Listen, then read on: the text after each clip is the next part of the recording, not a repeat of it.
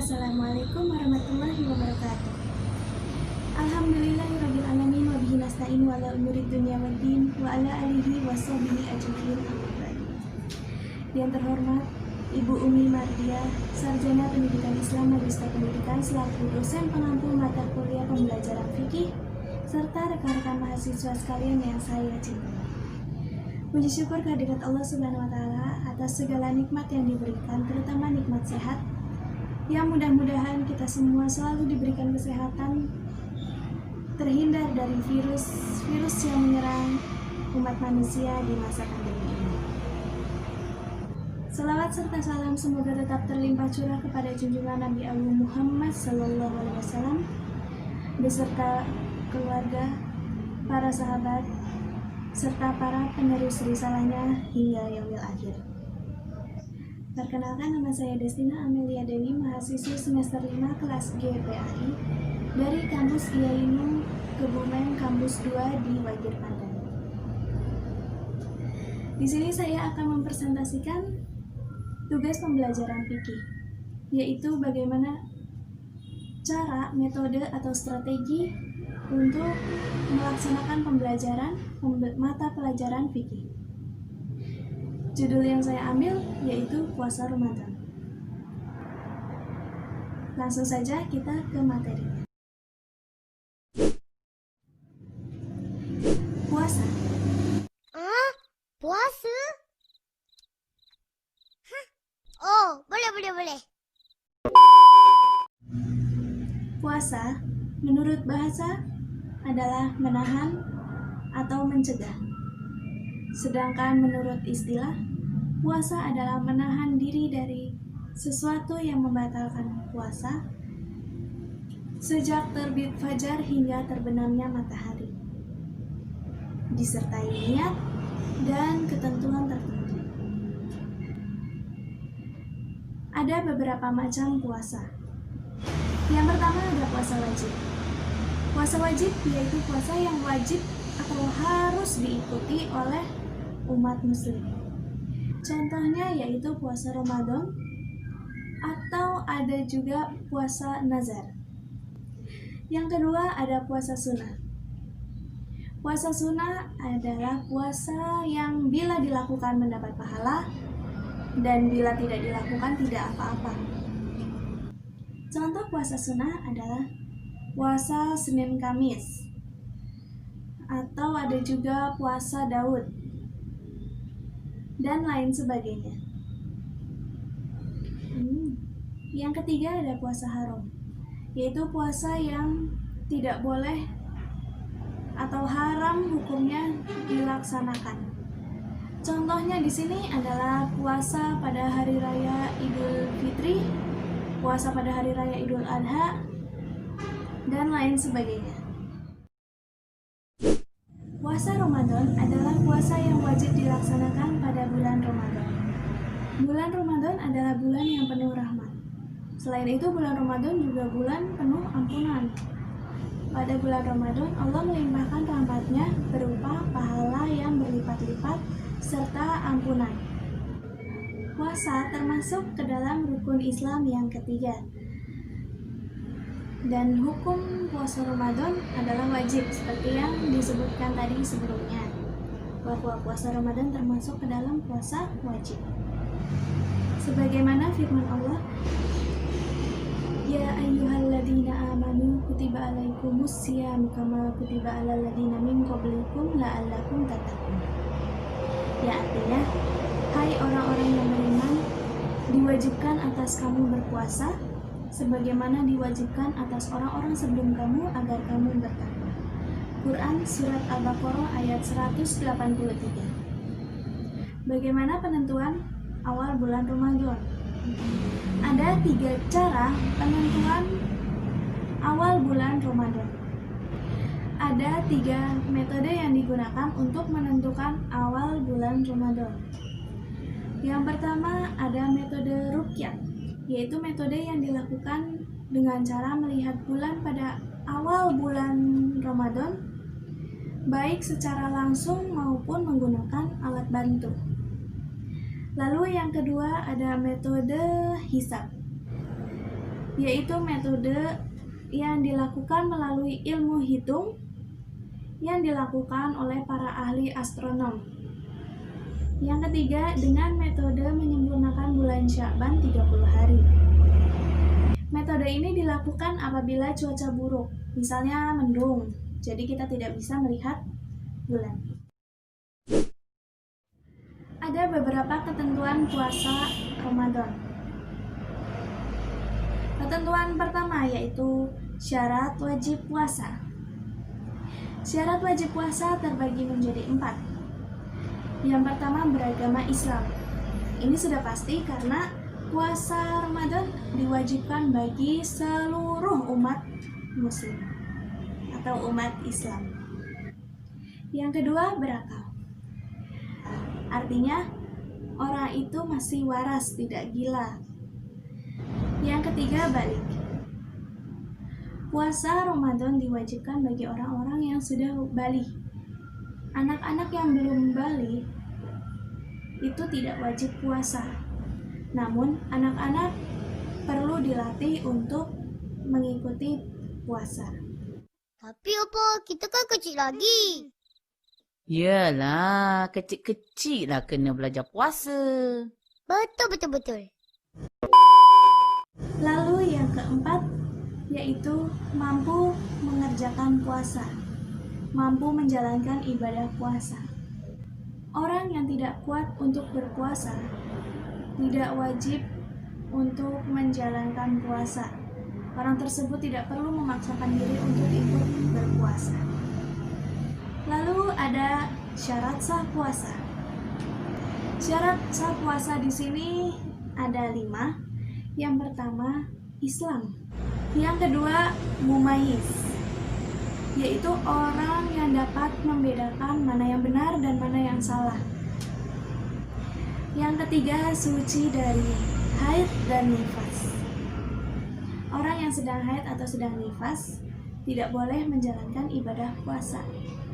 Yang keempat, mampu berpuasa, yaitu orang-orang yang mampu menjalankan ibadah puasa, bukan orang yang sedang sakit keras sehingga mereka harus memaksakan diri mengikuti ibadah puasa, itu enggak. Lalu yang terakhir yaitu tidak dilaksanakan pada hari-hari yang dilarang. Selanjutnya ada rukun puasa. Rukun puasa ada 2. Yang pertama, niat. Macam mana nak niat? Baca bismillah dulu. Bismillahirrahmanirrahim. Nawaitu sauma ghadin an adai fardi syahri ramadana hazihi sanati lillahi ta'ala. Yang kedua yaitu menahan diri. Menahan diri dari apa? Yaitu menahan diri dari segala hal yang membatalkan puasa. Yang selanjutnya ada sunnah puasa. Sunnah puasa yang pertama yaitu menyegerakan berbuka. Menyegerakan berbuka di sini maksudnya adalah menyegerakan berbuka ketika sudah waktunya berbuka. Jangan ditunda-tunda. Yang kedua, berbuka dengan kurma dan air putih. Ipin, minum air dulu.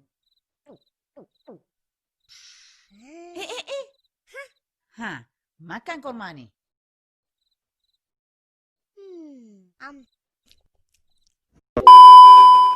Yang ketiga, berdoa sebelum berbuka puasa.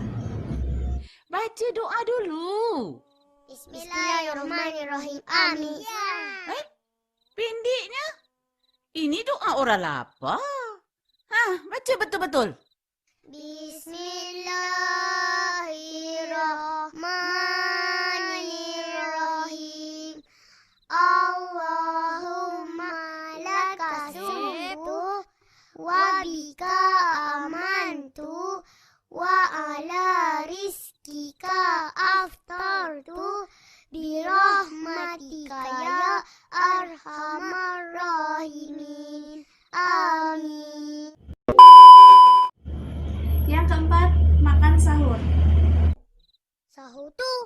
Apa pula? Sahur tu, pagi-pagi kita bangun. Kita makan, kita minum. Nanti bolehlah tahan puasa.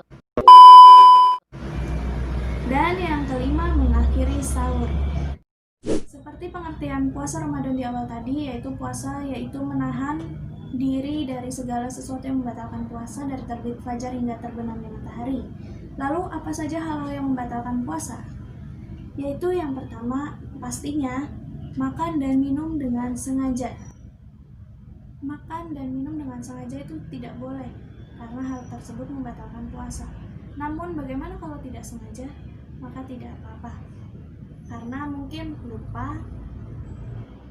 Yang kedua, keluar mani dengan sengaja. Yang ketiga, muntah dengan sengaja. Yang keempat, keluarnya darah haid dan nifas. Tentu saja haid dan nifas membatalkan puasa, karena orang yang sedang haid dan sedang nifas itu tidak diperbolehkan menjalankan ibadah puasa. Lalu yang selanjutnya, menjadi gila atau pingsan. Tiba-tiba sedang puasa, orang tersebut menjadi gila. Maka itu tentu saja membatalkan puasa, karena syarat wajib puasa tadi itu mengatakan berakal, yang artinya tidak gila. Maka tentu saja di sini menjadi gila adalah hal yang membatalkan puasa. Lalu yang selanjutnya ada murtad. Murtad yaitu orang yang keluar dari Islam.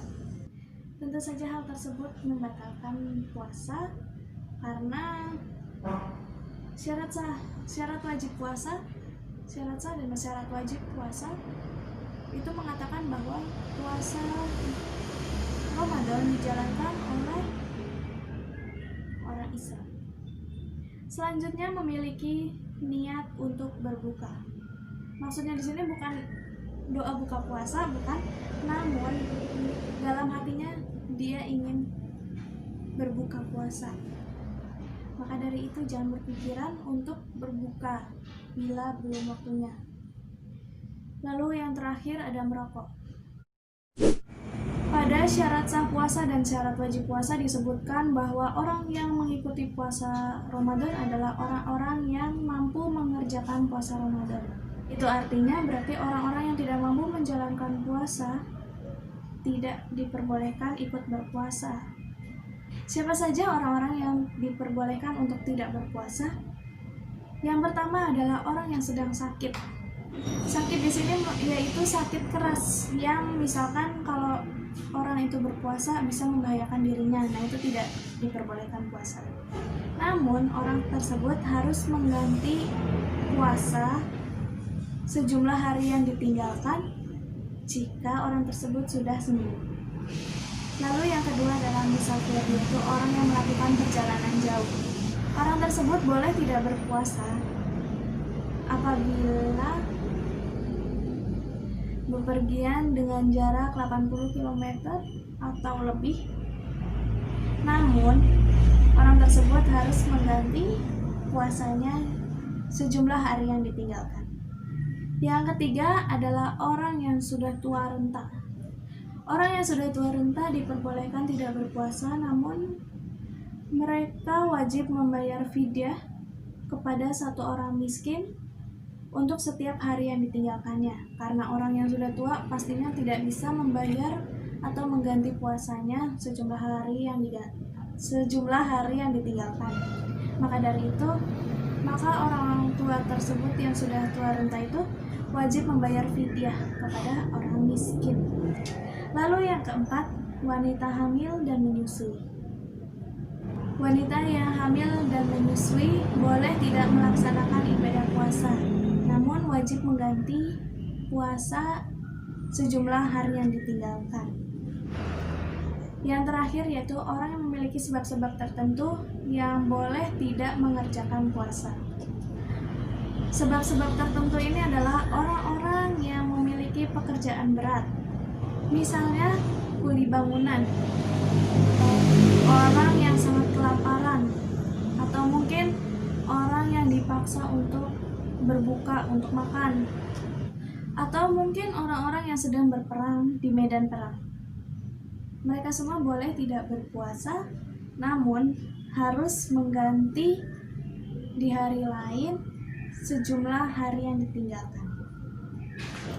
Lalu apa hikmah puasa? Hikmah puasa ada banyak. Misalnya saja yang pertama, menumbuhkan ketakwaan kepada Allah. Lalu yang kedua, menjauhkan dari keburukan. Lalu yang ketiga, puasa dapat melembutkan hati dengan ketaatan. Yang keempat, melatih sikap sabar dan pengendalian diri. Lalu yang kelima, melatih sikap jujur dan disiplin. Yang keenam, menyehatkan jasmani dan rohani. Yang ketujuh, menumbuhkan rasa iba kepada kaum miskin. Yang kedelapan, menjauhkan diri dari sifat sombong, jahat, berlebihan, dan boros. Lalu yang kesembilan, melatih seseorang menjadi pribadi yang lebih bersyukur. Dan yang terakhir, yang 10, yaitu menyehatkan badan. Adapun amalan-amalan yang dilaksanakan pada bulan Ramadan, yaitu yang pertama sholat tarawih. Opa, sembahyang taware ni apa? Ish, terawih. Sembahyang terawih ni ada di bulan puasa aja. Siapa rajin buat, banyak pahala puasa dia. Faham? Oh, macam tu. Sholat tarawih adalah sholat sunnah yang khusus dikerjakan pada malam hari di bulan Ramadan. Waktu pelaksanaan sholat tarawih adalah sesudah sholat isya hingga akhir malam sampai batas waktu fajar tiba. Sholat tarawih dapat dilakukan secara berjamaah ataupun sendiri. Lalu yang kedua, tadarus Al-Quran. Yang ketiga, memperbanyak berzikir. Yang keempat, memperbanyak sedekah. Yang kelima, iktikaf. Iktikaf yaitu menyibukkan diri untuk beribadah, berzikir, membaca Al-Quran, memperbanyak sholat, dan amalan-amalan ibadah lainnya. Iktikaf dilakukan dengan menetap di masjid. Lalu yang keenam, yang terakhir, yaitu menghidupkan malam Lailatul Qadar. Terima kasih. Sekian pembelajaran puasa dari saya. Terima kasih atas perhatian audiens dan mohon maaf atas kesalahan yang saya perbuat. Semoga pembelajaran puasa ini dapat bermanfaat bagi saya khususnya dan bagi para audiens umumnya. Wabillahi taufiq wal hidayah. Wassalamualaikum warahmatullahi wabarakatuh.